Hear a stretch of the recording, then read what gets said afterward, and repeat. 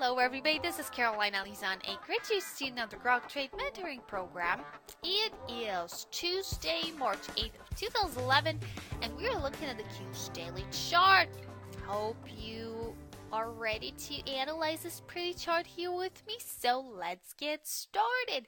And check this out, see what happened here today. We are hitting that lower area of support which we talked about here yesterday, and look what happened here yesterday. We hit it and we bounced off of it and closed the day higher above it.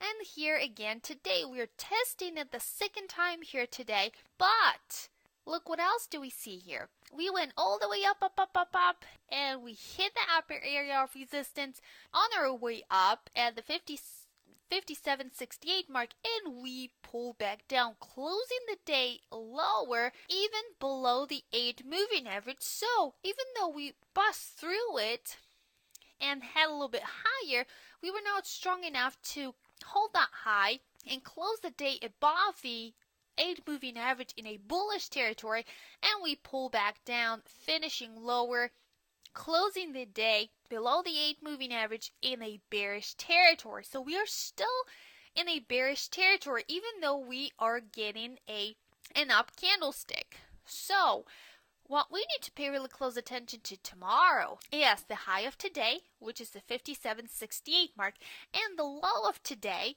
which is a very important number to remember, and it's at the 56.77 mark. Why? Check this out. It's a major cross point of 3 significant areas of support down here.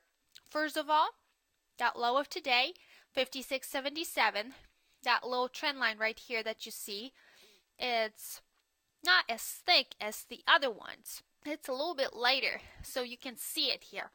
And then the red moving average and the black thick trend line. And it's a significant area of support. That's why we just keep bouncing off of it. It's a really hard wall to break. And that's what I told you here yesterday. So you heard it before, and remember it. Pay close attention to it. Because if we ever break through it and close below it, we would be in trouble, and then we could head all the way down to that next area of support right here, the 56.40 mark. And then if we ever break through that, we could head lower to that next area of support down below, right at the 55.70 mark. So pay close attention to those.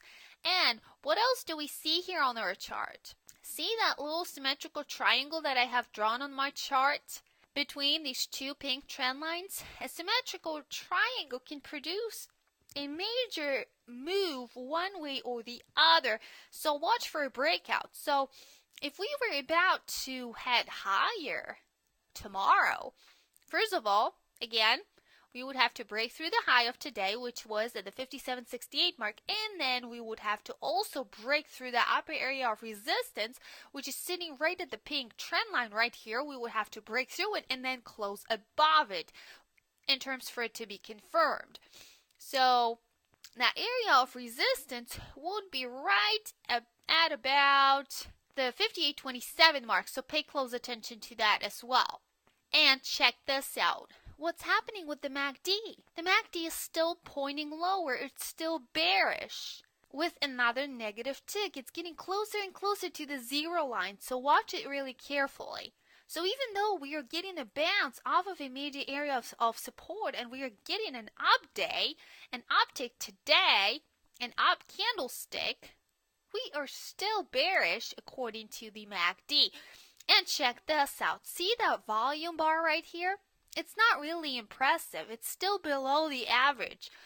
And check this out. See that huge volume bar that we got yesterday on a down day? Yeah, so it means that people are more interested in selling than buying. So every time we have an up candlestick, we're getting smaller volume bars. So pay close attention to that as well. So again, watch for all major areas of support and resistance that I showed you here today, and look for confirmation with the MACD. So have a wonderful day, and I'll talk to you again tomorrow.